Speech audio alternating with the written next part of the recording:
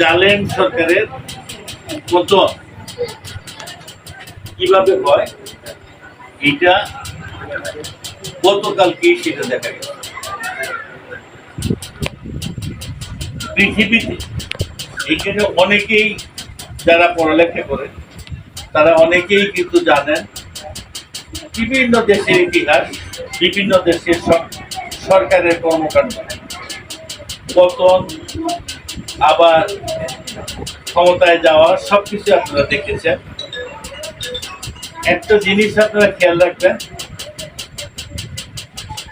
যে পৃথিবীর মধ্যে কোন রাষ্ট্রের প্রধানের এইরকম ভাবে বিদায় পৃথিবীর কোন জায়গায় হয় না,